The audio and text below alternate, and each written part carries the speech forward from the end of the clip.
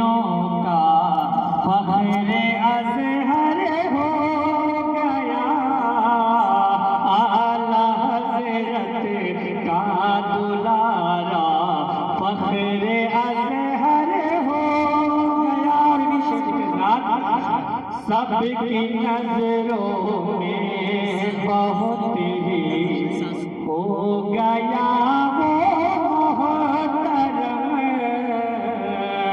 سب کی نظروں میں بہت ہی ہو گیا وہ محترم، سب کی نظروں میں بہت ہی ہو گیا وہ محترم، کہ سب کی نظروں میں بہت ہی ہو گیا وہ محترم، سب کی نظروں میں بہت ہی ہو گیا وہ محترم۔ آپ کے در کا جو منگتا، آپ کے در کا جو منگتا فخر ازہر ہو گیا، آپ کے در کا جو منگتا فخر ازہر ہو گیا، اعلی حضرت کا دلارا فخر ازہر ہو گیا۔ اور بھی شعر کے ساتھ کہ اس کی قسمت کا ستارہ جگمگانے لگ گیا،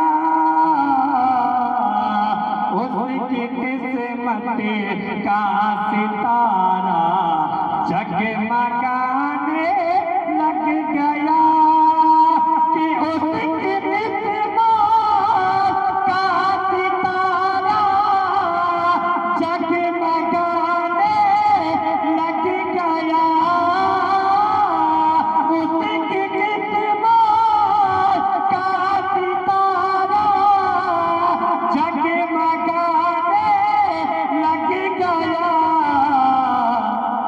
چاہنے والا جو تیرا، چاہنے والا جو تیرا فخر ازہر ہو گیا، چاہنے والا جو تیرا فخر ازہر ہو گیا۔ اس کلام میں شعر ہوتے ہیں، آخری شعر میں پیش کر رہا ہوں، سماعت کر لیں آپ حضرات، کہ ہم شبیہ غوث اعظم کا نواسا منتظم، مطلب کہ بولے سبحان اللہ، ہم شبیہ غوث اعظم کا نواسا منتظم، ہم شبیہ غوث اعظم کا نواسا منتظم، کہ ہم شبیہ غوث اعظم کا نواسا منتظم، ہم شبیہ غوث اعظم کا نواسا منتظم، اور حضرت حامد کا پوتا، حضرت حامد کا پوتا فخر ازہر ہو گیا، حضرت حامد کا پوتا فخر ازہر ہو گیا، اعلی حضرت کا دلارا فخر ازہر ہو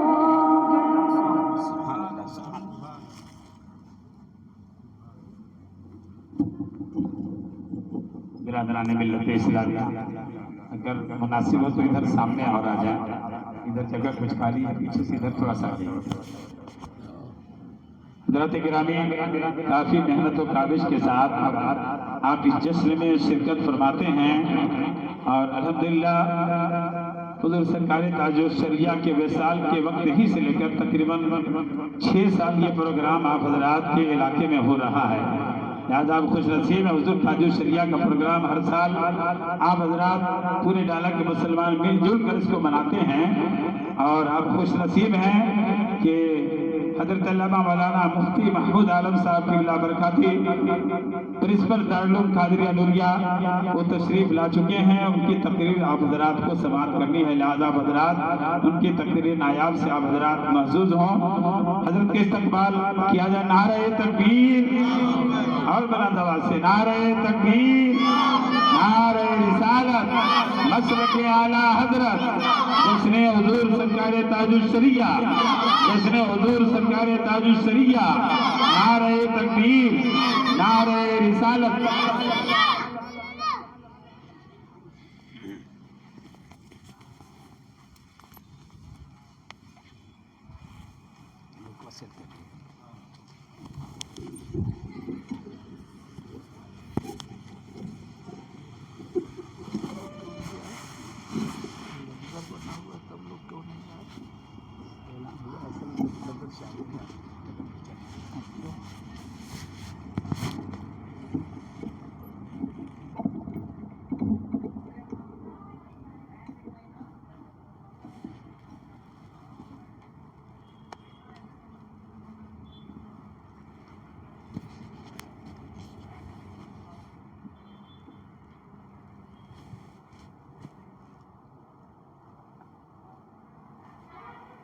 السلام علیکم ورحمۃ اللہ وبرکاتہ۔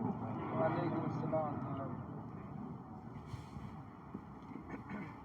الحمد للہ رب العالمین،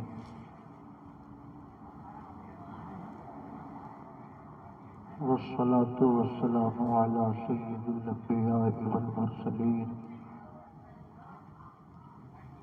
وعلی آلہ وصحبہ اجمعین۔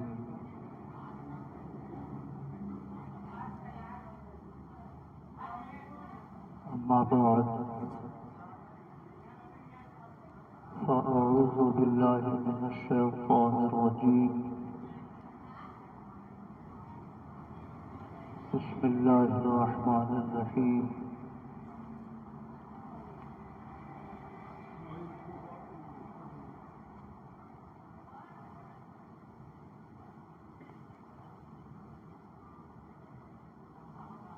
والذین جاہدوا فینا لنہدینہم سبلنا۔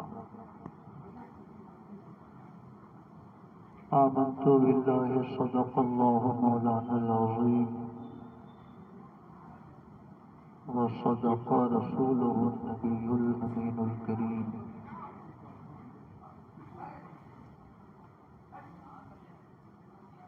انتہائی احترام و عقیدت کے ساتھ اپنے آقا کے دربار گوہربار میں درود و سلام کی نظر پیش کیجیے۔ اللہم صلی علی سیدنا و مولانا محمد معدن الجود والکرم، وعلی آلہ وصحبہ وبارک وسلم، صلاۃ و سلام علیک یا رسول اللہ۔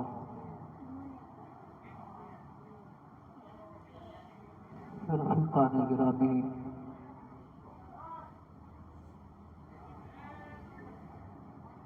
یہ ہم سب کے لیے خوش نصیبی اور سعادت مندی کی چیز ہے کہ ہم سب حضور تاج الشریعہ علیہ الرحمہ کی عرس کی مجلس میں حاضر ہیں۔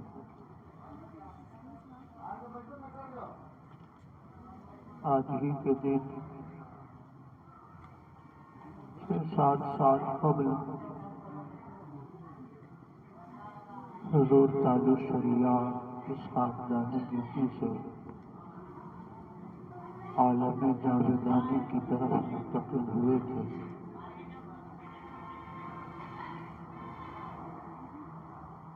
بریلی شریف میں عرس اعلیٰ حضرت کی بڑی شاندار تقریب آج کے دن منعقد ہوئی ہے، جس میں ہزاروں صاحب ایمان انسانوں نے شرکت کی ہے۔ ہم اور آپ وہاں جا کر شرکت کی سعادت حاصل نہ کر سکے، یہی ہم لوگوں کے لیے غنیمت ہے کہ اپنے محلے میں، اپنے قصبے کی مسجد میں آپ سب نے عرس تاج الشریعہ کی مجلس کا اہتمام کیا ہے۔ میں دعا کرتا ہوں اللہ پاک اس مجلس کو قبول فرمائے اور ہم سب کو اعلیٰ حضرت امام احمد رضا حضور مفتی اعظم ہند اور حضور تاج الشریعہ کے فیضان کرم سے مالا مال فرمائے۔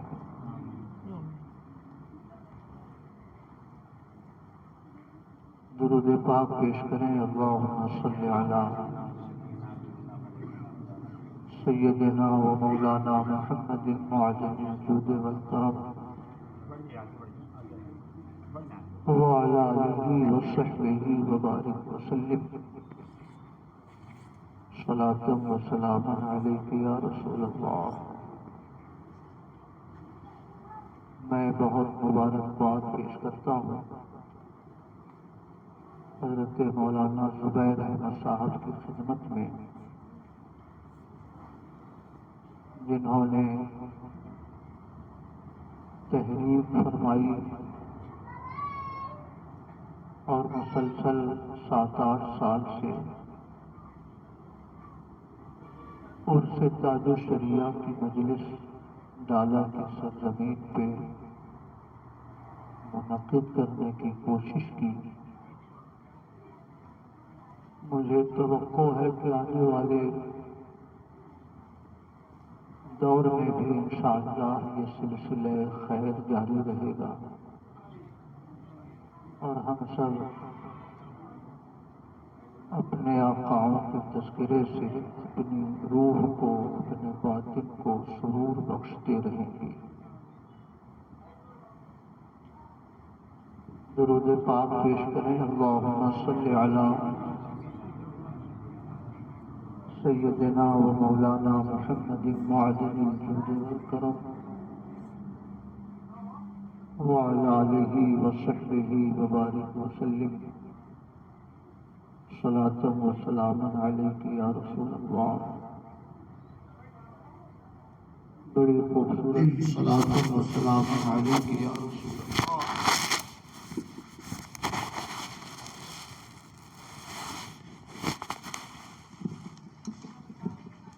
رفیقان گرامی، آج ہم اور آپ اس اہل ساز شخصیت کے تذکرے کے لیے یہاں پہ جمع ہوئے ہیں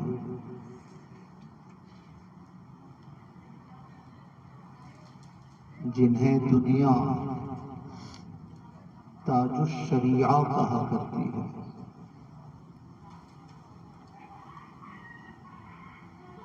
1942 میں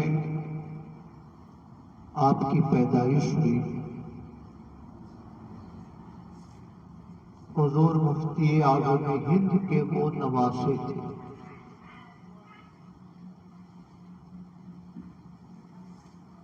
مفسر اعظم ہند حضور ابراہیم رضا خان رحمۃ اللہ علیہ کے صاحبزادے تھے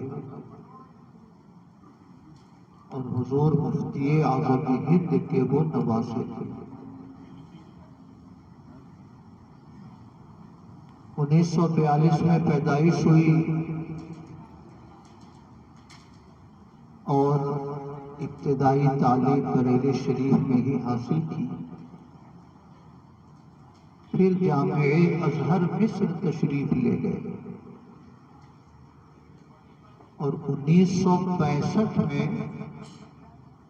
وہاں سے علوم اسلامیہ کی تکمیل فرما کر پھر ہندوستان تشریف لائے۔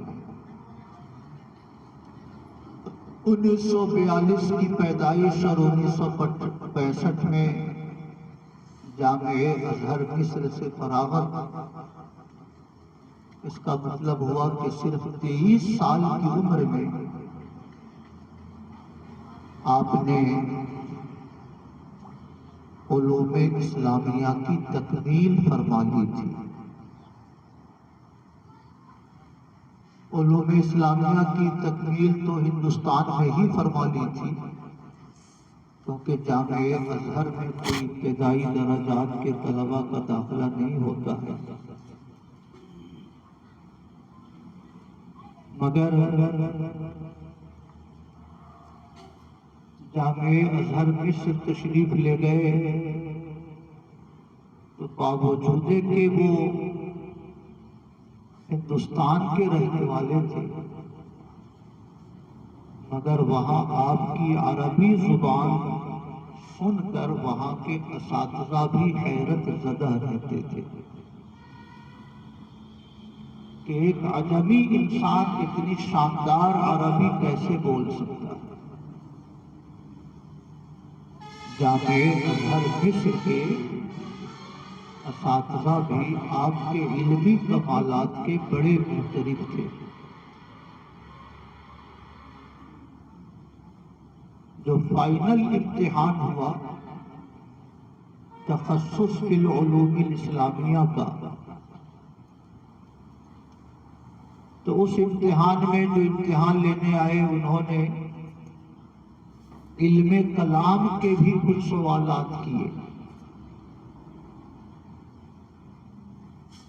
علم کلام آپ کا سبجیکٹ نہیں تھا، آپ علم حدیث اور علم تفسیر میں وہاں تعلیم حاصل کرتے تھے،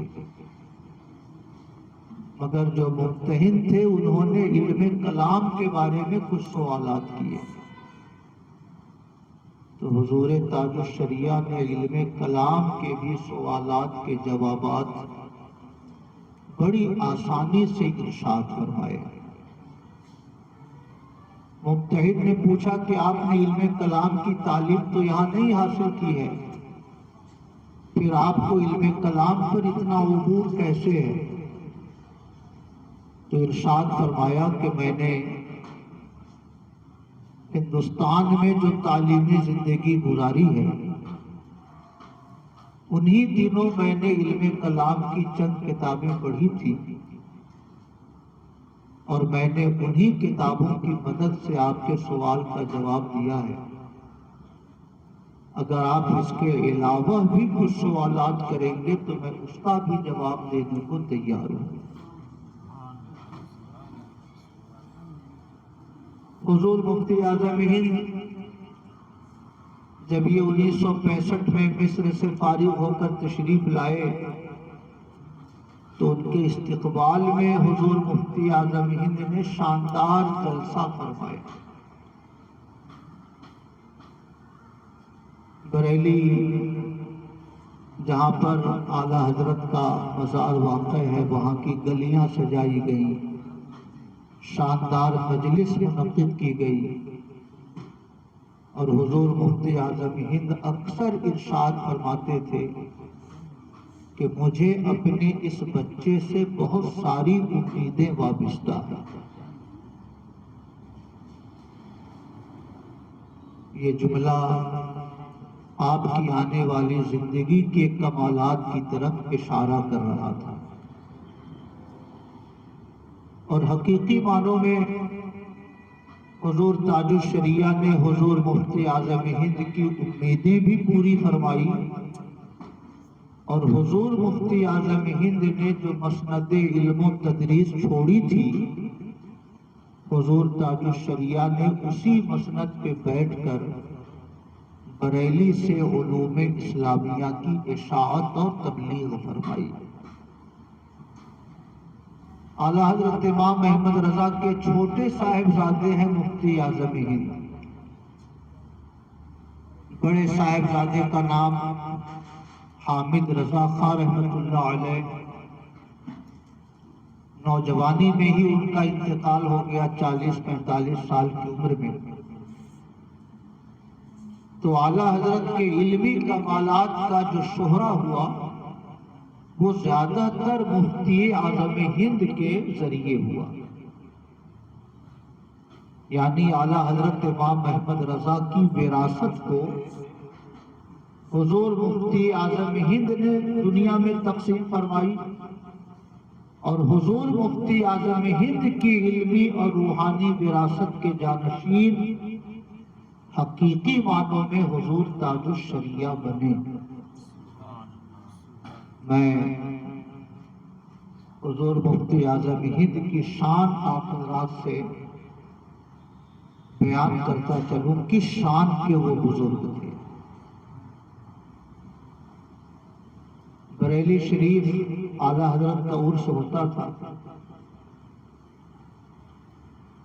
تو لکھنؤ سے کچھ لوگ چلے عرس کے لیے کہ اعلیٰ حضرت کا عرس کیسا ہوتا ہے، چلے ہم بھی دیکھتے ہیں۔ اس میں کچھ مفتی اعظم ہند کے مرید تھے اور کچھ دھلبل عقیدے والے لوگ تھے جو یہ دیکھنے گئے تھے کہ دیکھیں عرس کیسے ہوتا ہے۔ سب چلے لکھنؤ سے ٹرین پہ سوار ہو کر، سب نے ٹکٹ خریدا۔ جب بریلی اسٹیشن پہ اترنے کا ٹائم آیا، جو ذرا کمزور عقیدے کا آدمی تھا اس کی جیب سے ٹکٹ غائب ہو گیا۔ اب وہ بڑا پریشان ہوا۔ پہلے کے زمانے میں پولیس کو دیکھ کر لوگ چارپائی کے نیچے چھپ جاتے تھے، تو ٹی ٹی بھی اگر سامنے آ جائے تو لوگوں کو پسینہ آ جاتا۔ تو اس آدمی نے اپنے ساتھیوں سے کہا کہ آپ لوگ باہر جائیے اور ایک ٹکٹ میرے لیے پلیٹ فارم ٹکٹ لے کر آئیے، تب میں باہر نکلوں، کہیں ایسا نہ ہو کہ کوئی مجھے پکڑ لے۔ تو بڑی بے چینی کے عالم میں وہ اسٹیشن پہ ٹہل رہا تھا، انتظار کر رہا تھا کہ لوگ ٹکٹ لے کر آ جائیں تب میں بھی باہر نکلوں گا۔ وہ دیکھتا ہے کہ ایک نورانی چہرے والے بوڑھے سے کوئی آدمی تشریف لائے۔ کہا کیوں کھڑے ہو یہاں پہ؟ اس نے کہا کہ میں چلا تو تھا لکھنؤ سے ٹکٹ لے کر، مگر عجیب اتفاق ہے کہ میری جیب سے ٹکٹ غائب ہو گیا۔ مجھے یہ ڈر ہے کہ کہیں ٹی ٹی مجھے پکڑ نہ لے، اس لیے میرے ساتھی باہر ٹکٹ لینے گئے، میں انہی لوگوں کا انتظار کر رہا ہوں۔ تو اس بوڑھے بزرگ نے فرمایا کہ چلو میرے ساتھ، میں تمہیں اسٹیشن کے باہر لے چلتا ہوں۔ تو پیچھے پیچھے وہ چلا، اسٹیشن کے باہر نکلا۔ ساتھی ابھی ٹکٹ لے کے اندر آ نہیں سکے تھے کہ یہ باہر اپنے ساتھیوں سے مل گیا۔ خیر، اب اسٹیشن سے سب پہنچے اعلیٰ حضرت کے روضہ مبارکہ پر، سب نے فاتحہ پڑھی۔ پھر جو دوسرے مریدین تھے ان لوگوں نے کہا چلتے ہیں ذرا پیر صاحب سے مل لیتے ہیں۔ تو حضور مفتی اعظم ہند سے ملنے کے لیے ان کے مریدین گئے، یہ بھی پیچھے پیچھے گیا۔ تو اس نے دیکھا کہ یہی تو اسٹیشن پر تھے، تو اگر یہ اسٹیشن پر تھے تو یہاں یہ کیسے آ گئے اتنی جلدی، اور اگر یہ کوئی اور آدمی ہے تو پھر اسٹیشن پر کون ہے؟ کس نے مجھے اسٹیشن سے پار کرایا؟ بڑا تعجب اس کو ہوا۔ تو آپ میں سے جس نے بھی حضور مفتی اعظم ہند کی زیارت کی ہوگی اس نے دیکھا ہوگا کہ اکثر مرید ہونے والے لوگوں کی بھیڑ اکٹھی رہتی تھی۔ تو لوگ مرید ہو رہے تھے، حضور مفتی اعظم ہند مرید کر رہے تھے، تو اس نے بھی ہاتھ بڑھا دیا۔ تو حضور مفتی اعظم ہند نے اس کو بھی مرید کیا، کہا کہو میں اہل سنت و جماعت پر قائم رہوں گا، نماز روزے کی پابندی کروں گا، جھوٹ بدی غیبت چغل خوری سے پرہیز کروں گا۔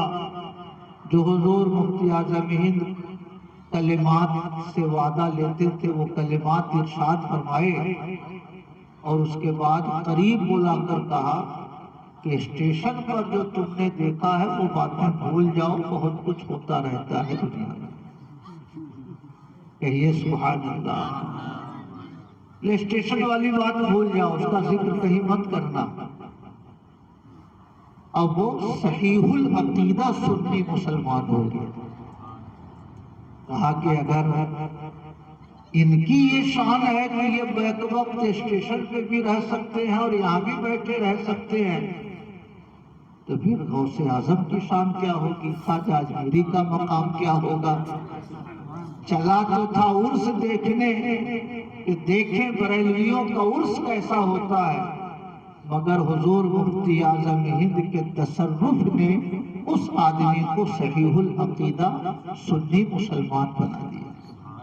سبحان اللہ۔ اس لیے میرے بھائیوں، اعلیٰ حضرت کی علمی شان اور ان کی روحانی عظمتوں کا ڈنکا تو الحمدللہ پوری دنیا میں بج رہا ہے، مگر ان کے شہزادے حضور مفتی اعظم ہند کی شان بھی کچھ کم نہیں تھی۔ اعلیٰ حضرت کے مقابلے میں وہ شہرا نہ ہو سکا، کیونکہ سورج نکلا ہوا ہو تو چاند کی عظمت کا اتنا ادراک لوگ نہیں کر پاتے ہیں، ورنہ حضور مفتی اعظم ہند بذات خود علم و فضل کا وہ سورج تھے کہ جن کی کرنوں سے پوری دنیا روشن تھی۔ سبحان اللہ۔ یہ حضور تاج الشریعہ کے نانا تھے، حضور مفتی اعظم ہند۔ سبحان اللہ۔ ایک بات اور کہہ کے میں آگے بڑھتا ہوں۔ حضور مفتی اعظم ہند کے بارے میں یہ میں نے کتابوں میں پڑھا ہے کہ اگر کوئی شخص ملاقات کے لیے جاتا اور کہتا حضور میں اجمیر شریف جا رہا ہوں، تو دروازے تک رخصت کرنے آتے تھے، اور گلی سے نکل کر جب تک وہ نظروں سے غائب نہ ہو جائے اس وقت تک کھڑے رہتے تھے، مدینے جانے والے بندے مومن کے احترام میں۔ سبحان اللہ۔ اجمیر جانے والوں کا اتنا احترام فرماتے تھے، تو مدینے جانے والوں کا احترام کیسا ہوتا ہوگا اس بارگاہ میں۔ اعلیٰ حضرت امام احمد رضا تو قدموں کو چوم لیتے تھے۔ کوئی مدینے شریف سے لوٹتا تھا، پہلے پوچھتے مدینے شریف گئے تھے کہ نہیں، اگر کہتا کہ مدینے شریف حاضری نہ ہو سکی تو پھر اس سے بات بھی نہیں کرتے تھے، رخ بھی نہیں ملاتے تھے، اور اگر نام لے لیا کہ ہاں حضور حاضری ہوئی تھی مدینے شریف، تو اعلیٰ حضرت اس کی پیشانی چومتے تھے۔ سبحان اللہ۔ کیا تعظیم اور کیا محبت تھی مدینے جانے والے لوگوں سے۔ خیر، اور پہلے یہ بھی لوگوں کا معمول تھا کہ اگر اجمیر شریف جانا ہو تو لوگ پہلے دلی جاتے تھے۔ ہو سکتا ہے کہ اس زمانے میں ٹرین اسی طرف سے جاتی ہو، ڈائریکٹ کوئی ٹرین نہ ہو اجمیر شریف کی، ہو سکتا ہے اسی لیے یہ بات مشہور ہو کہ اجمیر ڈائریکٹ نہیں جانا چاہیے، دلی ہو کے جانا چاہیے، ایسا عوام میں مشہور ہے، ڈائریکٹ نہیں جانا چاہیے، مگر شرعاً کوئی ایسا ضروری نہیں۔ اگر چوپن سے ڈائریکٹ اجمیر جاتی ہے اور ہمارے پاس وقت کی کمی ہے تو ہم ڈائریکٹ بھی جا کر حاضری دے کے وہاں سے لوٹ سکتے ہیں، مگر پہلے کے لوگوں کا، بزرگوں کا یہ معمول تھا کہ وہ پہلے دلی جاتے، وہاں کے مزارات پہ حاضری دیتے، پھر وہاں سے اجمیر شریف جاتے تھے۔ تو ایک مرید رہتا تھا دلی میں، اکثر حضور مفتی اعظم ہند جب دلی تشریف لے جاتے تو انہی کے گھر ٹھہرتے تھے۔ ایک بار تشریف لے گئے دلی تو اس مرید نے کہا حضور میرے بغل میں ایک ڈاکٹر ہے، علی گڑھ کا پڑھا ہوا ہے اور بڑا باتونی ٹائپ کا ہے، وہ کئی بار کہہ چکا ہے کہ تمہارے پیر صاحب آئیں تو میری ملاقات کروانا۔ میں نے سنا ہے کہ بریلی والے الٹا سیدھا عقیدہ رکھتے ہیں، تو حضور اگر آپ کی اجازت ہو تو اس کو بلوا لیں، اور اگر کچھ بحث مباحثہ کرے تو حضور ناراض مت ہوئیے گا، اس کو سمجھائیے گا۔ تو حضور مفتی اعظم ہند نے فرمایا بلاؤ اس کو۔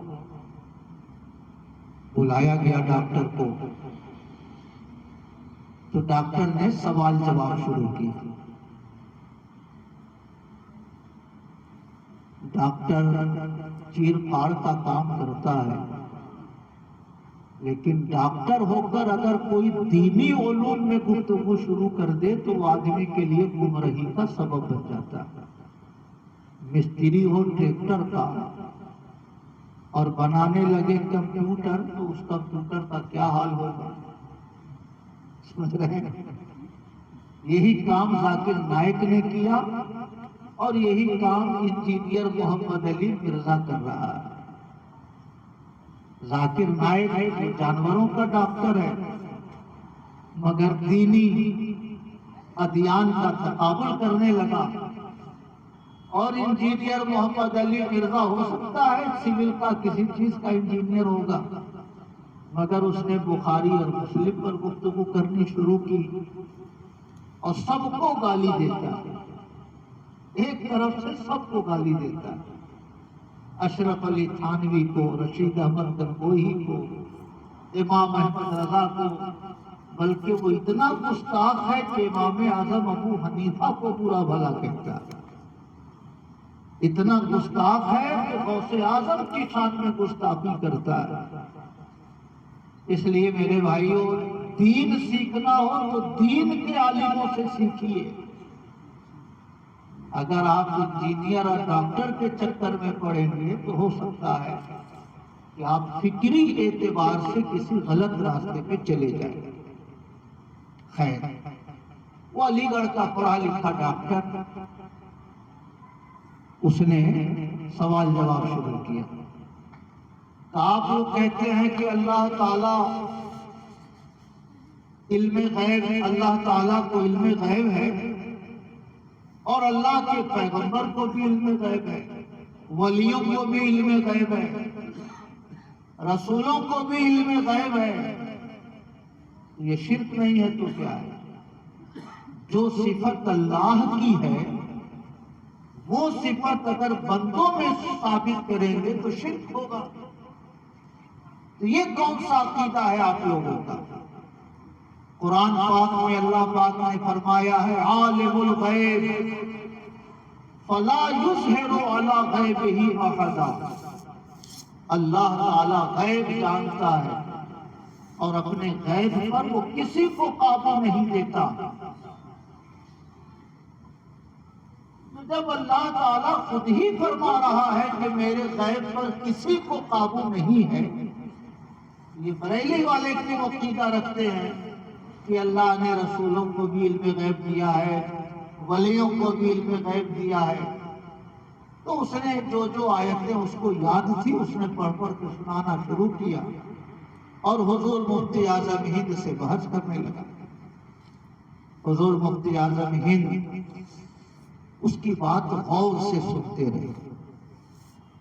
ارشاد فرمایا ایسا ہے کہ قرآن میں دونوں قسم کی آیتیں، کچھ آیتیں ایسی بھی ہیں جس سے یہ ظاہر ہوتا ہے کہ غیب کی خبر اللہ کے سوا کسی کو نہیں، اور کچھ آیتیں ایسی بھی ہیں جس سے یہ ظاہر ہوتا ہے کہ اللہ نے غیب کی خبر اپنے محبوب بندوں کو بھی دی ہے۔ دونوں قسم کی آیتیں ہیں۔ قرآن کے ایک ایک حرف پر ایمان رکھنا ضروری ہے۔ ان آیتوں کو مانو، اس کا انکار کرو تب بھی دین سے نکل جاؤ گے، اور ان آیتوں پر ایمان لاؤ، ان آیتوں کو چھوڑو تب بھی دین سے نکل جاؤ گے۔ تم نے جو جو آیتیں پڑھی ہیں ان آیتوں سے یہ ظاہر ہوتا ہے کہ غیب کی خبر اللہ کے سوا دوسروں کو نہیں ہے، مگر یہ آیت بھی تو قرآن ہی میں ہے۔ وَعَلَّمَكَ مَا لَمْ تَكُنْ تَعْلَمُ وَكَانَ فَضْلُ اللَّهِ عَلَيْكَ عَظِيمًا۔ اے پیغمبر، آپ جو کچھ نہیں جانتے تھے اللہ نے آپ کو سب کچھ سکھا دیا، اور آپ پر اللہ کا بہت بڑا فضل ہے۔ یہ بھی تو ہے، قرآن میں یہ بھی تو لکھا ہے وَمَا هُوَ عَلَى الْغَيْبِ بِضَنِينٍ۔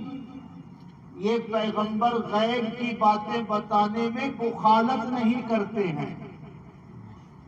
ہم کہیں فلاں صاحب پیسہ دینے میں بخیلی نہیں کرتے ہیں، تو پیسہ رہے گا تب نہ بخیلی کرنے نہ کرنے کی بات ہوگی۔ اگر کسی کی جیب میں پیسہ ہی نہ ہو اور ہم کہیں کہ یہ پیسہ دینے میں مخالفت نہیں کرتے تو یہ بات تو بے معنی ہوگی۔ اللہ پاک نے فرمایا وَمَا هُوَ عَلَى الْغَيْبِ بِضَنِينٍ۔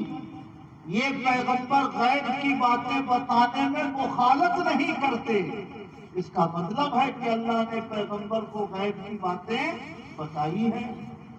اسی قرآن میں یہ بھی ہے وَذَلِكَ مِنْ أَنْبَاءِ الْغَيْبِ نُوحِيهَا إِلَيْكَ أَوْ كَمَا قَالَ اللَّهُ۔ یہ غیب کی باتیں ہیں جو اے پیغمبر ہم وحی کے ذریعے آپ کو بتاتے ہیں۔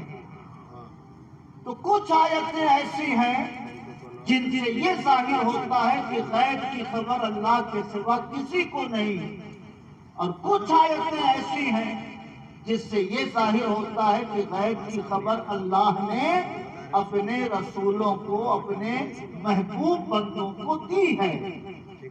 تو ہم اس پر بھی ایمان رکھتے ہیں، اس پہ بھی ایمان رکھتے ہیں۔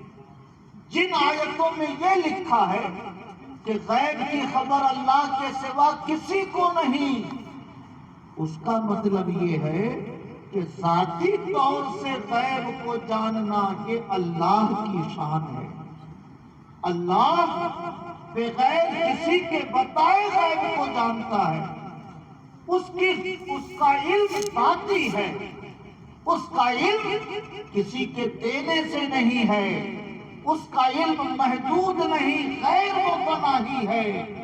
بندوں کا علم مٹ جانے والا ہے، خدا کا علم قدیم ہے، ہمیشہ سے ہے، ہمیشہ رہے گا۔ تو جن آیتوں میں یہ ہے کہ اللہ کو علم ہے، اس کا مطلب ہے کہ ذاتی طور سے غیب کا علم اللہ کو ہے۔ اور جن آیتوں میں یہ ہے کہ اللہ اپنے محبوب رسول کو بھی علم دیتا ہے، اس کا مطلب یہ ہے کہ اللہ کے بتانے سے غیب کی خبر اللہ کے محبوب بندوں کو بھی ہے، اللہ کے بتانے سے دوسروں کو ہے، اور بغیر کسی کے بتائے ذاتی طور سے غیب کو جاننا یہ اللہ کی شان ہے۔ یہ معنی ہے جن آیتوں میں نفی کی گئی وہاں علم غیب ذاتی کی نفی کی گئی، اور جہاں علم غیب کا ثبوت دوسروں کے لیے ہوا وہاں علم عطائی کا ثبوت ہوا۔ خدا کے دینے سے خدا کے نیک بندوں کو بھی غیب کی خبر رہتی ہے۔ سمجھ رہے ہیں؟ خیر، حضور مفتی اعظم ہند اس کو سمجھاتے رہے، مگر علی گڑھ کا پڑھا لکھا آدمی، علی گڑھ کا جو بانی تھا سر سید احمد خان علی گڑھی، وہ معجزات کو نہیں مانتا تھا، جنت کو نہیں مانتا تھا، جہنم کو نہیں مانتا تھا۔ وہ شیطان کا وجود نہیں مانتا تھا، وہ کہتا تھا کہ سورج ڈوب کے نکل جائے یہ نیچر کے خلاف ہے، وہ کہتا تھا کہ زمین سے کوئی اشارہ کرے اور چاند دو ٹکڑے ہو جائے یہ فطرت کے خلاف ہے، آدمی کی انگلی سے پانی بہنے لگے یہ نہیں ہو سکتا۔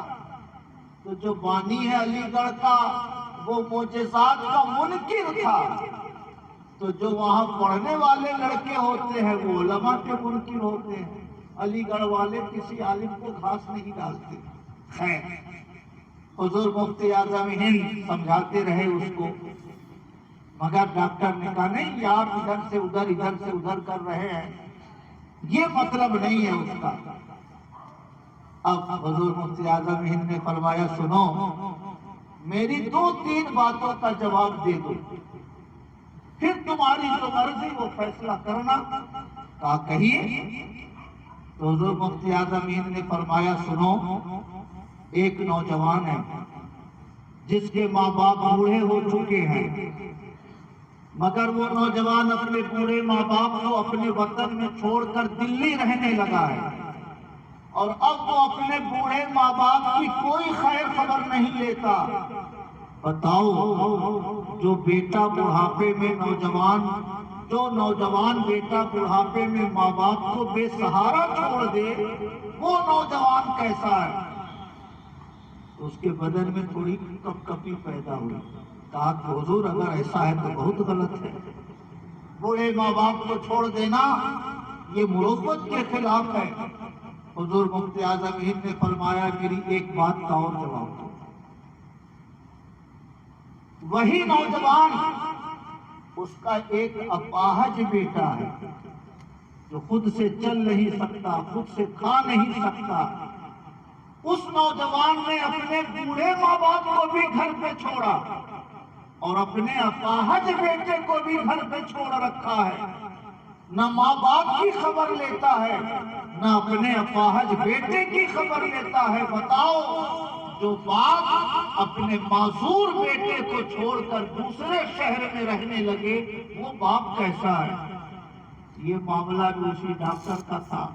گھبرایا، کہا حضور اگر ایسا ہے تو وہ بہت غلط انسان ہے جس نے اپنے ماں باپ کو بھی چھوڑا اور اپنی اولاد کو بھی چھوڑا۔ حضور مفتی اعظم ہند نے فرمایا چلو میری آخری بات کا جواب دو۔ اسی نوجوان نے اپنے وطن میں بہت سارے لوگوں سے قرض لے رکھا ہے، اور وہ ڈرتا ہے کہ میں وطن جاؤں گا تو لوگ قرض واپس مانگیں گے، قرض دینے کے ڈر سے وہ وطن نہیں جاتا۔ بتاؤ، جو انسان قرض لے کر قرض واپس نہ کرے وہ کیسا ہے؟ وہ ڈاکٹر حضور مفتی اعظم ہند کے قدموں پہ گر گیا، کہا حضور اب بس کریے، میں سمجھ گیا کہ میری زندگی کے یہ راز وہ ہیں جسے دلی کا کوئی انسان نہیں جانتا، مگر آپ کو کس نے بتا دیا کہ میرے بوڑھے ماں باپ زندہ ہیں؟ آپ کو کس نے بتا دیا کہ میرا بیٹا اپاہج ہے؟ آپ کو کس نے بتا دیا کہ میرے اوپر بہت سارے لوگوں کا قرض ہے؟ حضور، جو خدا آپ کو اتنا علم دے سکتا ہے اس نے خواجہ کو کتنا علم دیا ہوگا، اس نے غوث اعظم کو کتنا علم دیا ہوگا، اس نے اپنے پیغمبر کو کتنا علم دیا ہوگا۔ حضور اب کسی دلیل کی مجھے حاجت نہیں، میں ایمان لاتا ہوں کہ اللہ تعالیٰ اپنے محبوب بندوں کو غیب کی خبر عطا فرمایا ہے۔ سبحان اللہ، جب ان کے گدا بھر دیتے ہیں شاہان زمانہ کی جھولی، محتاج کا جب یہ عالم ہے تو مختار کا عالم کیا ہوگا؟ کہیے سبحان اللہ۔ میں عرض کرنا چاہتا ہوں ایسی شان تھی حضور مفتی اعظم ہند کی، چند منٹ پہلے جو ڈاکٹر اللہ کے نیک بندوں کے علم غیب کا انکار کر رہا تھا، حضور مفتی اعظم ہند کی کرامت اور ان کے تصرف کو دیکھ کر چند منٹوں کے بعد وہ حضور مفتی اعظم ہند کے قدموں میں گر کر اپنے غلط عقیدوں سے توبہ کر رہا تھا۔ سبحان اللہ۔ میرے بھائی اسی گود کے پروردہ حضور تاج الشریعت، سبحان اللہ، اسی خاندان کا چشم و چراغ حضور تاج الشریعت ہے۔ اس لیے میرے بھائیوں بڑے خوش نصیب ہیں وہ لوگ جنہیں اللہ پاک نے حضور تاج الشریعت کے دامن کرم سے وابستہ ہونے کا شرف عطا فرمایا۔ یہ نہ سمجھیے کہ کسی چھوٹے موٹے مولوی صاحب سے آپ مرید ہو گئے، جھاڑ پھونک کرنے والے کسی عالم سے آپ مرید ہو گئے۔ آپ عالم اسلام کی اس عظیم الشان شخصیت سے مرید ہیں جن کے علم کا ڈنکا صرف ہندوستان میں نہیں بلکہ دنیا کے اکثر خطوں میں جن کے علمی کمالات کا اہل علم اقرار کرتے ہیں۔ اللہ کا کرم ہے کہ آپ کو اس بارگاہ سے جڑنے کا موقع ملا۔ کہیے سبحان اللہ۔ اگر حضور تاج الشریعت کے علمی کمالات اور ان کے روحانی مقامات پر گفتگو ہو تو ایسی کئی رات چاہیے، مگر دو تین باتیں سنا کر میں آپ سے رخصت ہوتا ہوں۔ حضور مفتی اعظم حضور تاج الشریعت، میں نے بتایا آپ کو کہ 1942 میں پیدا ہوئے، 1965 میں جامعہ ازہر مصر سے علوم اسلامیہ کی تکمیل فرمائی، مگر شان کیا تھی؟ میسور، جہاں کے رہنے والے ٹیپو سلطان سنا نا؟ اکثر بھاجپا والے ان کے نام پر شور مچاتے رہتے ہیں، مگر مجھے ایک یا دو بار میسور جانے کا موقع ملا۔ بنگلور گیا تھا محرم کی تقریر کے لیے، تو وہیں سے لوگ لے کر گئے ہم کو میسور، ان کا مزار بھی دیکھا، بہت بڑے پارک ان کے بیچوں بیچ ان کا مزار ہے۔ وہ جگہ بھی دیکھی جہاں پہ حضرت ٹیپو سلطان شہید ہوئے تھے، وہ جگہ بھی دیکھی جہاں انگریزوں کو قید کر کے رکھتے تھے، وہ جگہ بھی دیکھی جہاں سے پتھر چلا کر انگریزوں نے حضرت ٹیپو سلطان اوپر حملہ کیا تھا، اور اتنا روب تھا حضرت ٹیپو سلطان کا کہ شہادت کے بعد بھی انگریز ان کے قریب آنے سے ڈرتے تھے۔ کہیں ایسا نہ ہو کہ زندہ ہو، شہید ہونے کے بعد بھی انگریز ان کے قریب آنے سے ڈرتے تھے۔ جن لوگوں نے ہندوستان کو انگریزوں سے چھڑایا، انگریزوں کو آنے سے روکا، یہ بڑے وطن پرست لوگ ہیں کہ انہی لوگوں کو اب چن چن کے یہ نشانہ بناتے ہیں۔ اس کا مطلب ہے کہ یہ دیش سے محبت کرنے والے لوگ نہیں ہیں، یہ دیش کو برباد کرنے والے لوگ ہیں۔ نعرہ ہے وطن پرستی کا، ورنہ حقیقت میں یہ ہندوستان کی جڑیں کمزور کر رہے ہیں۔ خیر، میسور میں حضور تاج الشریعہ کے ایک مرید رہتے تھے، اور ان کے بغل میں ایک مارواڑی رہتا تھا۔ مارواڑی کا بڑا شاندار سا ہوٹل تھا، غریب مرید کی چھوٹی سی جھونپڑی تھی بغل میں، کچا سا مکان۔ تو مارواڑی اکثر دباؤ ڈالتا تھا کہ تم اپنا مکان بیچ دو، میرے ہوٹل کا لک خراب ہو رہا ہے، ہر آنے جانے والا کہتا ہے کہ کیا آپ نے بغل میں بنا رکھا ہے، تو تم مکان بیچ دو ورنہ میں پولیس اور تھانے کی مدد سے زبردستی قبضہ کر لوں، کیونکہ میرے ہوٹل کا لک خراب ہو رہا ہے تمہارے مکان سے۔ اس مرید نے حضور مفتی اعظم ہند کو فون کیا، کہا حضور ایسا ایسا معاملہ ہے، ایک ہی گھر ہے میرا، کوئی دوسری زمین نہیں کہ میں وہاں منتقل ہو کے گھر بنا لوں، اور یہ مارواڑی میرے اوپر بڑا دباؤ ڈال رہا کہ بیچ دو نہیں تو میں زبردستی قبضہ کر لوں گا۔ حضور مفتی اعظم ہند نے فرمایا کہ یا قادرو 1000 بار روزانہ صبح کو پڑھو، 1000 بار شام کو عشاء کے بعد پڑھو، اور اس مارواڑی کی سر کوبی کی نیت سے پڑھو، اور میں تمہیں تعویذ بھی بھیج رہا ہوں، مگر یہ پڑھنا شروع کر دو، یا قادرو یا قادرو یا قادرو، اے طاقت رکھنے والے میرے رب، اے قدرت رکھنے والے میرے رب۔ سبحان اللہ۔ مہینہ 2 مہینہ گزرا ہوگا، کہ حالات اتنی تیزی سے بدلے کہ مارواڑی اپنا سب کچھ بیچ کر وہاں سے مارواڑ چلا گیا، اور حضور تاج الشریعہ کا مرید اسی مکان میں جیسے پہلے رہتا تھا اس کے بعد بھی الحمدللہ اسی طرح وہ رہتا ہے۔ سبحان اللہ۔ بے نشانوں کا نشان مٹتا نہیں، مٹتے مٹتے نام ہو ہی جائے گا۔ میں آپ سے عرض کرنا چاہتا ہوں، دنیا والوں نے یہ سمجھا کہ تاج الشریعہ ایک عالم ظاہر ہیں، دنیا والوں نے یہ سمجھا کہ عربی علوم کے یہ ماہر ہیں، ورنہ الحمدللہ جتنا ان کی ذات سے ظاہر تھا اس سے زیادہ الحمدللہ ان کی روحانی دنیا اس سے زیادہ آباد تھی، روحانی طور سے اس سے زیادہ باکمال تھے۔ مگر ہمارے بزرگوں کی عادت ہے کہ وہ علم ظاہر میں وہ اپنے علم باطن کو چھپا لیا کرتے ہیں، اس لیے دنیا والے سمجھتے ہیں کہ یہ علم عالم شریعت ہے، یہ دنیاوی علوم کے ماہر ہیں، ورنہ الحمدللہ جتنا ان کا علم ظاہر نمایاں ہوتا ہے اس سے زیادہ ان کی روحانی دنیا آباد ہوا کرتی ہے۔ حضور مفتی الرحمان صاحب پورنیہ کے رہنے والے اور آج اہل سنت کے گنے چنے مفتیوں میں ان کا شمار ہوتا ہے۔ مفتی الرحمان صاحب مصدر پور نبی، بڑے عظیم المرتبت عالم دین ہیں۔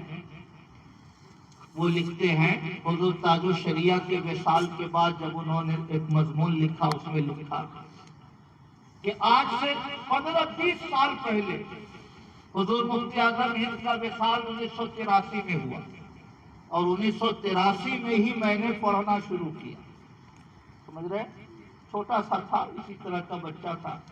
ہمارے استاذ تھے علامہ قبر الحسن صاحب قبلہ، آج کل امریکہ میں رہتے ہیں، وہ مجھے ٹینی کہتے تھے۔ ٹینی کا مطلب ہے کہ چھوٹی سی عمر رہی ہوگی اس لیے چھوٹا سا کہہ کر پکارتے تھے۔ آج کل وہ امریکہ میں رہتے ہیں، اور میری زندگی میں جو برکتیں ہیں وہ انہی کی برکتیں ہیں۔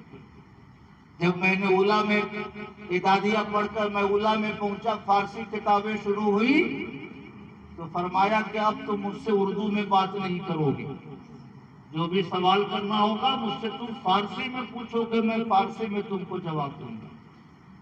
1 سال کے بعد جب میں ثانیہ میں پہنچا تو کہا کہ اب فارسی میں بھی بات نہیں کرو گے، اب جو تم کو پوچھنا ہوگا عربی میں پوچھو گے، میں عربی میں تم کو جواب دوں گا۔ یہ تربیت کا انداز تھا۔ علامہ مفتی مظفر حسین صاحب بچھوچوی بڑے مقرروں میں شمار ہوتے تھے۔ کلکتہ میں اس زمانے میں شاہ بانو کیس کا جلسہ ہوتا تھا، شاہ بانو کا مقدمہ آپ نے سنا ہوگا۔ مفتی علامہ مظفر حسین صاحب بچھوچوی آئے کلکتے میں تو مدرسے کے لڑکے چل پڑے تو چل پڑے، تو میں بھی گیا حضرت کے پاس، تو حضور چھٹی دیجئے میں بھی جاؤں گا جلسے میں۔ تو انہوں نے کہا کہ چھٹی بھی تم کو ملے گی اور 1 روپیہ کرایہ بھی ملے گا، 2 روپیہ، مگر شرط یہ ہے کہ جو تقریر ہوگی تم کو صبح میں آ کے سنانا ہوگا۔ اگر تم اس شرط کو مانتے ہو تو یہ 2 روپیہ لو، 50 پیسے میں جانا، 50 پیسے میں آنا، اور 1 روپے میں کچھ کھا پی لینا۔ تو شرط منظور ہوئی، 2 روپیہ ملا، 50 پیسے سے وہاں سے دھرم تلہ چلے گئے، 50 پیسے میں چلے آئے، 1 روپے میں کچھ کھا پی لیا۔ صبح کو پوری تقریر کا خلاصہ ہم نے ان کو سنایا کہ انہوں نے یہ تقریر میں کہا، یہ تقریر میں کہا، یہ تقریر میں کہا۔ تو یہ ان کا انداز تربیت تھا۔ ہم لوگ پیر دبانے کے لیے منتظر رہتے تھے کہ کب کمرے میں جائیں۔ ایک چھوٹی سی لائبریری تھی اور اسی لائبریری میں وہ سوتے تھے اور کتابیں پڑھتے رہتے تھے، جب تک نیند نہ آ جائے کتابیں پڑھتے رہتے تھے۔ تو ہم لوگ انتظار میں رہتے تھے کہ کب وہ کمرے میں جائیں تاکہ پیر دبائیں۔ تو پیر دبانے کا مقصد یہ تھا کہ جو پوچھیے اس وقت وہ جواب دیتے تھے۔ مبارک پور سے فضیلت کی تکمیل فرمائی، پھر علی گڑھ مسلم یونیورسٹی سے فارسی زبان میں ایم اے کیا، ڈبل ایم اے تھے فارسی زبان میں، اور حلیم حاضر، معین جامی، بڑے بڑے شاعر لوگ ان سے کلام کی اصلاح کروانے جاتے تھے۔ ہم لوگوں کو کیا پتا، چھوٹی سی عمر تھی 6-7 سال کی، 73 میں پیدائش ہوئی، 72-73 میں 83 میں پڑھنے کے 10 سال ہو رہی ہو کسی کی طرح، سمجھ رہے ہیں؟ مگر اتنی باکمال شخصیت تھی کہ کسی بھی مسئلے میں پوچھیے وہ آپ کو جواب دیتے تھے، اور جب لوگ بچوں کا سوال ختم ہو جاتا تب اپنے وظیفے پڑھتے، ہاتھ پہ پڑھتے، دم کرتے تھے، پورے بدن پہ پھیرتے، پھر اس کے بعد کسی سے کوئی گفتگو نہیں کرتے، پھر سو جاتے تھے۔ بڑے معمولات کے پابند شخص تھے، اور میں نے اپنی زندگی میں اس قدر ماہر علوم و فنون شخصیت اور اپنے معمولات کا پابند شخصیت میں نے نہیں دیکھا۔ خیر، درود شریف پڑھیں، اللہم صلی علی سیدنا و مولانا محمد معدن الجود والکرم وعلی آلہ وصحبہ وبارک وسلم۔ تو حضور مفتی اعظم ہند کا وصال 1983 میں ہوا۔ 1983 سے پہلے وہ تشریف لے گئے تھے پورنیہ علاقے میں دورہ کے لیے۔ تو مفتی مطیع الرحمان صاحب فرماتے ہیں کہ ایک شخص تھا میرے علاقے میں جو علماء کا گستاخ تھا، علماء کو بڑا برا بھلا بولتا تھا۔ تو ایک ہفتے کے دورہ کے بعد جب حضور مفتی اعظم ہند کی واپسی کا ٹائم آیا تو سب لوگ جو مریدین تھے ملاقات کے لیے گئے کہ کل حضرت جو ہے ٹرین سے بریلی واپس ہو جائیں گے۔ تو سب ملتے تھے، کوئی 1 روپیہ، کوئی 2 روپیہ، جو بھی نظر پیش کرنا ہو لوگ پیش کرتے تھے۔ مگر جب وہ گستاخ آدمی آیا، اس نے ہاتھ بڑھایا تو حضور مفتی اعظم ہند نے ہاتھ بڑھا تو دیا، مگر جب اس نے نذرانہ پیش کیا تو آپ نے اس کو لوٹا دیا۔ سمجھ رہے ہیں؟ مفتی مطیع الرحمان صاحب کہتے ہیں کہ 40-45 سال کے بعد حضور تاج الشریعہ ہمارے علاقے میں تشریف لے گئے، اور وہی آدمی جس نے حضور مفتی اعظم ہند کو نظر پیش کیا تو مفتی اعظم ہند نے نظر لوٹا دیا۔ ہم نے کوئی تذکرہ تاج الشریعہ سے نہیں کیا کہ فلاں آدمی ایسا ہے یا فلاں آدمی ایسا ہے، مگر تاج الشریعہ سے لوگ ملتے گئے، روپے 2 روپے 10 روپے 50 روپے جو بھی پیش کرنا ہو پیش کرتے گئے، مگر جب وہی آدمی مسافر کے لیے آیا تو تاج الشریعہ نے اس کا نذرانہ قبول نہ کر کے اس کو لوٹا دیا۔ میری آنکھیں دنگ رہ گئی کہ 40-45 سال پہلے مفتی اعظم ہند نے اس کی نظر قبول نہیں کی، اور بغیر بتائے تاج الشریعہ نے اس کی نظر قبول نہیں کی۔ اس کا مطلب ہے کہ حضور تاج الشریعہ کو اللہ پاک نے ولایت بھی عطا فرمائی تھی، وہ انسانوں کے ظاہر کو بھی دیکھتے تھے اور انسانوں کے باطنی معاملات کی بھی عطائے الہی سے خبر رکھا کرتے تھے۔ کہیے سبحان اللہ، اور محبت سے کہیے سبحان اللہ۔ میرے بھائی، ان کی کرامتیں بہت عالی شان کرامتیں۔ بریلی میں ان کے مرید کیانیس نام کے کوئی صاحب تھے، آئے حضور تاج الشریعہ کی خدمت میں، زاروں قطار رونے لگے۔ تو حضرت نے پوچھا کیوں رو رہے؟ کہا حضور ڈاکٹر نے مجھے کینسر کہہ دیا کہ مجھے کینسر ہے، اور وہ بھی لاسٹ اسٹیج کا کینسر ہے، چند دنوں میری عمر بچ گئی ہے حضور، اس لیے رو رہا ہوں۔ تو حضور تاج الشریعہ نے فرمایا ڈاکٹر جھوٹ کہتا ہے، تم کو کچھ نہیں ہے۔ پھر قریب بلایا، پھر دم کرتے رہے، دم کرتے رہے، قرآن کی آیتیں پڑھ پڑھ کے دم کرتے رہے۔ اس کے بعد فرمایا جاؤ، تم کو کچھ نہیں ہے، وہ ڈاکٹر غلط کہتا ہے۔ وہ کہتے ہیں کہ میں اپنے گھر گیا، 2-4 دن کے بعد میں نے دوبارہ چیک اپ کرایا، حضرت نے جب سے دم کیا تھا میری طبیعت بہتر ہونے لگی، اور 2-4 دنوں کے بعد جب ہم نے دوبارہ چیک اپ کرایا تو میری میڈیکل رپورٹ میں کینسر کی کوئی بات شامل نہیں تھی. وہ ڈاکٹر بھی حیرت میں تھا کہ اتنی جلدی تم میں چینجنگ کیسے آ گئی, اور خود مجھے بھی حیرت تھی کہ چند دنوں پہلے میں موت کا انتظار کر رہا تھا اور حضور تاج الشریعہ کی دعا سے اللہ پاک نے مجھے نئی زندگی عطا فرمائی. سبحان اللہ. اس لیے میرے بھائیوں, اعلیٰ حضرت امام احمد رضا کی دینی اور علمی برکتیں حضور مفتی اعظم ہند نے امت میں تقسیم فرمائی, اور حضور مفتی اعظم ہند کا روحانی فیضان اور علمی فیضان حضور تاج الشریعہ نے دنیا میں تقسیم فرمایا. اس لیے بڑے خوش نصیب ہیں ہم لوگ کہ ہماری عقیدتوں کا رشتہ غوث اعظم سے بھی جڑتا ہے. خواجہ غریب نواز کی غلامی کا بھی توق ہماری گردن میں ہے. ہم بڑے خوش نصیب لوگ ہیں کہ اللہ پاک نے اپنے محبوب بندوں کی غلامی کا توق ہمیں عطا فرمایا ہے, اور دنیا میں جیسے ان کے سایہ کرم کے تلے جی رہے ہیں, انشاءاللہ ہماری آخرت بھی انہی محبوبان بارگاہ کی دعاؤں کے سائے میں گزرے گی, اور انشاءاللہ ہماری آخرت بھی بخیر ہوگی. منور میری آنکھوں کو میرے شمس الضحیٰ کر دے, غموں کی دھوپ میں وہ سایہ زلف دوتا کر دے. مجھے کیا فکر ہو اختر, میرے یاور ہیں وہ یاور, بلاؤں کو جو میری خود کی رفتار بلا کر دے. سبحان اللہ. بیرن کئی بار تشریف لائے, اور کم سے کم 2 بار ان کی موجودگی میں مجھے تقریر کرنے کا موقع ملا. سبحان اللہ. تاج الشریعہ تشریف فرما ہے, علامہ اسد رضا خان صاحب تشریف فرما ہے, حضور نصیر ملت تشریف فرما, اور 1 گھنٹے کے قریب میں نے تقریر کی. وہی شیخ عبدالحق محدث دہلوی اور اعلیٰ حضرت کے اعتقادات پر, کہ اعلیٰ حضرت امام احمد رضا نے وہی باتیں کتابوں میں لکھی ہیں جو باتیں شیخ عبدالحق نے لکھی ہیں. اعلیٰ حضرت امام احمد رضا سے 250 سال پہلے کے یہ محدث ہیں. شیخ عبدالحق محدث دہلوی 1052 میں ان کا انتقال ہوا, اور اعلیٰ حضرت 1272 میں پیدا ہوئے.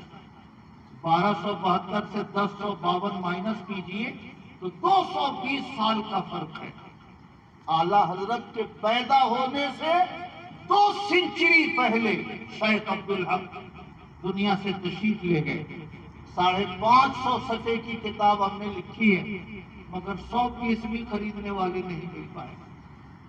مولانا زبیر صاحب نے بھی نہیں خریدی, مولانا اسد صاحب نے بھی نہیں لیا, حافظ مسلم الدین صاحب کو تو پتہ ہی نہیں ہوگا. اردو بھی دنیا سے اٹھ رہی ہے اور علم بھی دنیا سے اٹھ رہا ہے.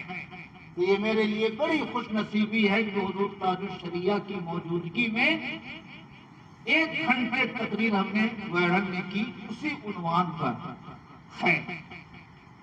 مسجد کا سنگ بنیاد رکھنا ہے. وہاں کے جو بڑے عالم ہیں حضرت علامہ مولانا منظور احمد صاحب, مسجد کا سنگ بنیاد رکھوایا. آخری بار جب تشریف لائے تو ایاز خان صاحب مرحوم انہوں نے اپنے ہوٹل کے سنگ بنیاد کا اعلان بنایا تھا کہ حضرت سے ہوٹل کا سنگ بنیاد رکھوائیں گے, مگر ان کی نظر دیکھی. جب فجر کی نماز کے بعد ایاز صاحب نے کہا حضرت بغل میں ہوٹل کھولنا چاہ رہا ہوں, ذرا سا چل کے سنگ بنیاد رکھ دیجئے, تو مولانا عاشق حسین کشمیری سے فرمایا کہ آپ چلے جائیں. ہوٹل میں لوگ شراب پیتے ہیں, ہوٹل میں لوگ جائز کام بھی کرتے ہیں, ناجائز کام بھی کرتے ہیں. یہ ان کا تقویٰ تھا, یہ ان کی بزرگی تھی کہ آنے والے عہد کو انہوں نے دیکھ لیا, سنگ بنیاد نہیں رکھا. اور عجیب بات ہے کہ ان کے سنگ بنیاد نہ رکھنے کی وجہ سے یا اور کچھ رکاوٹیں ہوں, ہوٹل کی تعمیر ہی نہیں ہو سکی. 8-10 سال سے وہ ڈھانچہ کھڑا رہا. آج کل کسی ہاسپٹل والے نے اس کو کرائے پر لیا ہے, یہ بھی حضور مفتی اعظم ہے، حضور تاج الشریعہ کی زندہ کرامت ہے۔ سبحان اللہ۔ ایک بار تشریف لے گئے ناگپور کے علاقے میں، ایک عالم نے یہ بیان کیا، کرامات تاج الشریعہ میں یہ واقعہ موجود ہے۔ استنجے کی ضرورت پڑی کیونکہ شوگر کے مریض تھے، بڑے بڑے سفر سے پرہیز کرتے تھے، کئی بار بگھاڑوں کی بھی دعوت حضرت نے قبول کی، مگر عین وقت پہ سفر ملتوی ہوا، شوگر بڑھ جاتا، استنجے کی ضرورت بڑھ جاتی تو کہیں نماز میں رکاوٹ نہ پیدا ہو، اس لیے سفر سے گریز کرتے تھے۔ تو ناگپور کے علاقے میں تشریف لے گئے، عصر کا وقت تھا، استنجے کی ضرورت پڑی، تو اب کہاں تلاشا جائے، کہیں جلسے کے لیے جہاں جانا تھا وہاں تشریف لے جا رہے ہیں، تو فرمایا فلاں چوراہے سے گاڑی دائیں مڑیے، پھر فرمایا اب ادھر چلیے، پھر فرمایا اب ادھر چلیے، یعنی راستہ بتاتے گئے، باوجود کہ بینائی کمزور تھی، راستہ جتنا نہیں تھا اتنا صاف، ادھر چلیے ادھر چلیے، پھر ایک مکان پہ جا کے کہا کہ یہاں گاڑی روکیے، اندر سے آواز دیجیے اس کو، جو ساتھ میں تھے انہوں نے آواز دیا تو ایک بوڑھی عورت نکلی، کہا ہمارے پیر صاحب آئے ہوئے ہیں تاج الشریعہ، وہ وضو کرنا چاہتے ہیں، تھوڑی دیر استنجے وغیرہ حاجت پوری کرنا چاہتے ہیں۔ تو اس بڑھیا نے کہا کہ میں بھی حضور تاج الشریعہ کی مرید ہوں، بیوہ ہوں، ایک زمانے سے میرے دل میں آرزو تھی کہ تاج الشریعہ مرنے سے پہلے اپنے پیر کو دیکھ تو لوں، مگر بڑھاپے کی وجہ سے میں بریلی نہیں جا سکتی تھی۔ اللہ کا لاکھوں بار شکریہ ہے کہ آج تاج الشریعہ میرے گھر میری دعوت کے بغیر تشریف لے آئے۔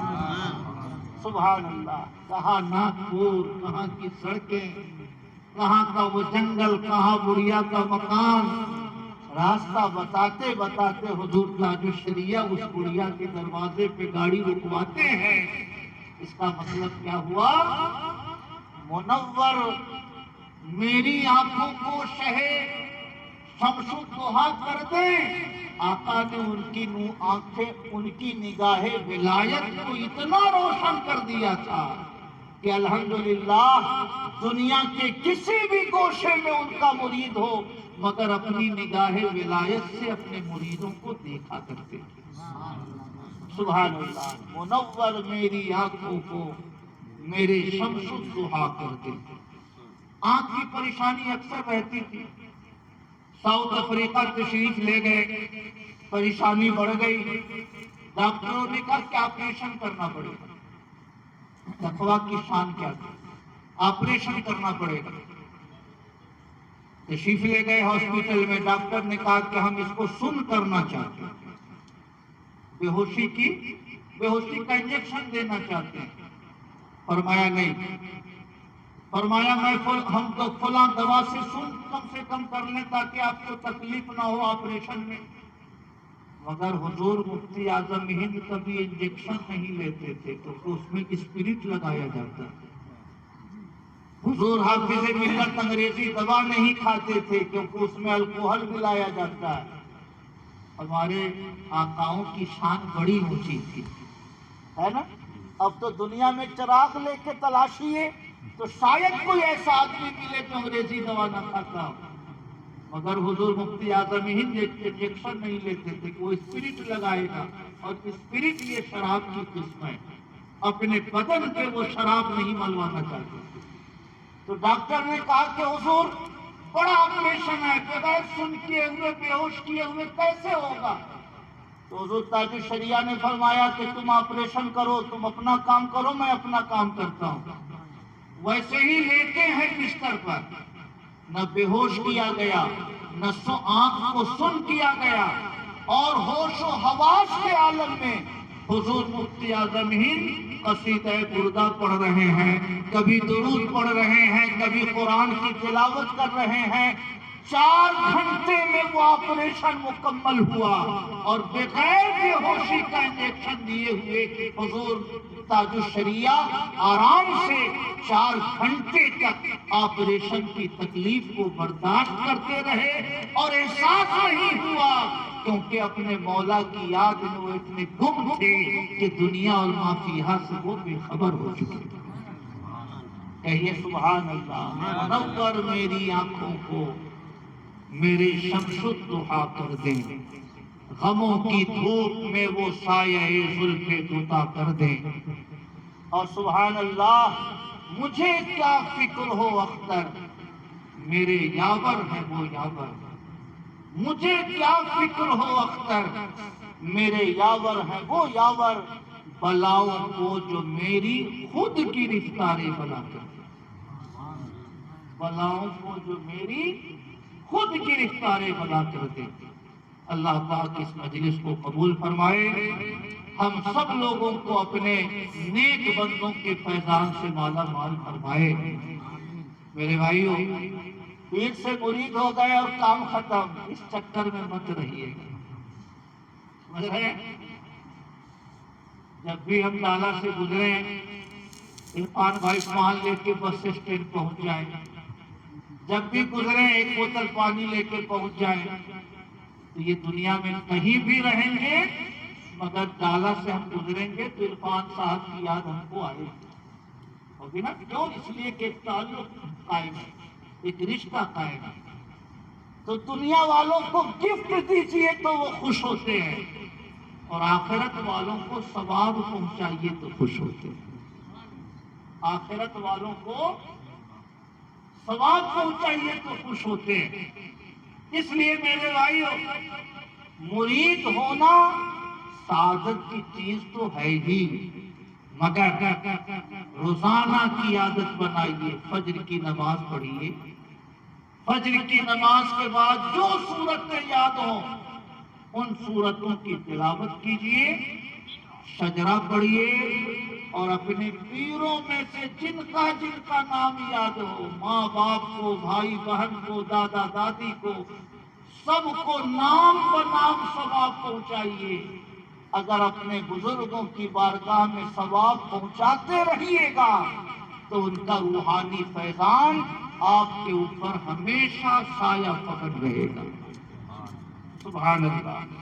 ایک بزرگ ہے امام عبد الوہاب شارانی، وہ شیخ ابو المواہب شاذلی کا خواب لکھتے ہیں، فرماتے ہیں کہ میں نے حضور کو خواب میں دیکھا، میں نے کہا حضور قیامت کے دن ہم کو چھوڑیے گا نہیں، جیسے دوسروں کی آپ شفاعت کریں گے حضور مجھ کو میری بھی شفاعت کیجیے گا۔ یہ کس نے کہا؟ شیخ ابو المواہب شاذلی نے حضور سے خواب میں کہا۔ تو حضور نے فرمایا میں تمہیں کیسے چھوڑ سکتا ہوں، تم روزانہ میرے لیے درود پڑھتے ہو، تم سورہ کوثر کی تلاوت کر کے مجھے ثواب پہنچاتے ہو، درود کا ثواب تو میں تمہیں لوٹا دیتا ہوں، تمہارے نام عمل میں میں منتقل کروا دیتا ہوں، سورہ کوثر میں نے اپنے لیے رکھا ہے، میں تمہیں کیسے بھول سکتا ہوں، تم روزانہ میرے لیے ثواب پہنچاتے ہو۔ کہیے سبحان اللہ۔ حضور نے ایک دن ان کی پیشانی چومی تو شیخ ابو المواہب نے عرض کیا حضور یہ کرم کیسے فرمایا آپ نے؟ فرمایا میں اس چہرے کو بوسہ دے رہا ہوں جو روزانہ میرے اوپر 1000 بار درود بھیجتا ہے۔ کہیے سبحان اللہ۔ یہ سالانہ عرس کافی نہیں ہے، روزانہ عرس ہونا چاہیے۔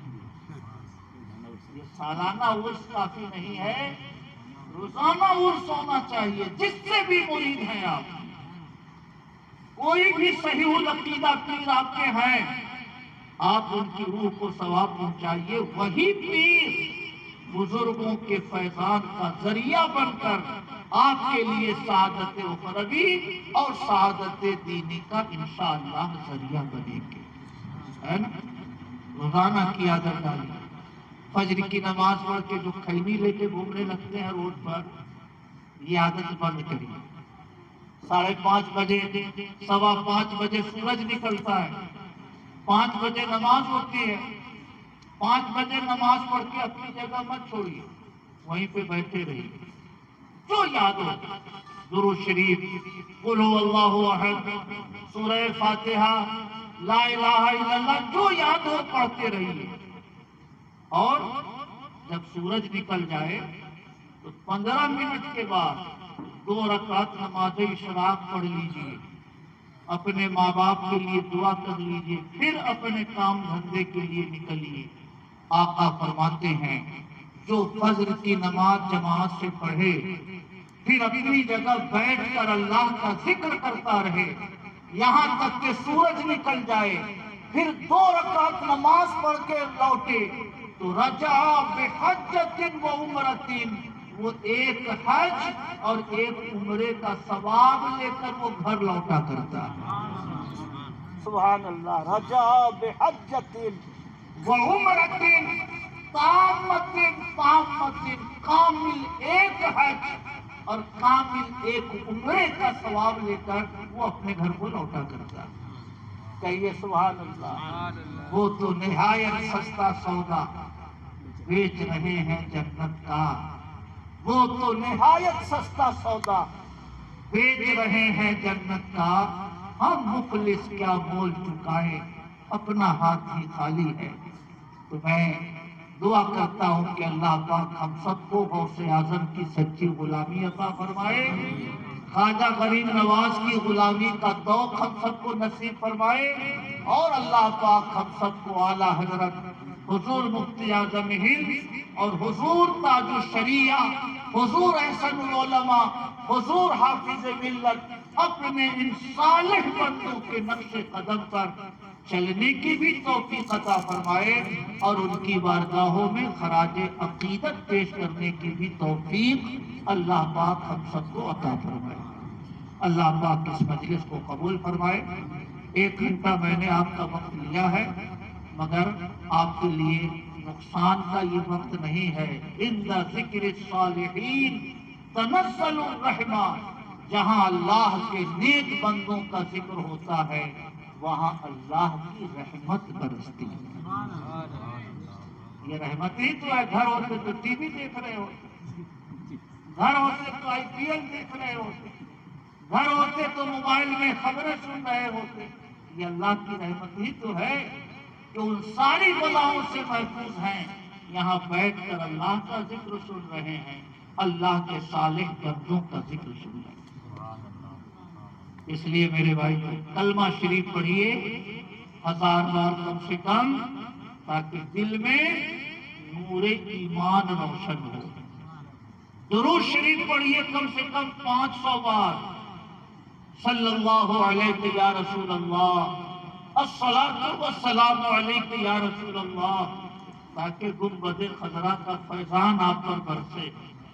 اور استغفار پڑھیے تاکہ دامن زندگی سے گناہوں کا دھبا دھلے، اور جو پڑھیے اپنے پیر کو، غوث اعظم کو، خواجہ غریب نواز کو، ماں باپ کو، سب کی روح کو پہنچاتے رہیے، ان کو بھی ثواب مل جائے گا، اور آپ کے نامہ عمل میں بھی کوئی کمی نہیں ہوگی۔ ہاٹ اسپاٹ چالو کریے تو آپ کا بھی کام کرے گا، ان کا بھی کام کرے گا، ہے نا؟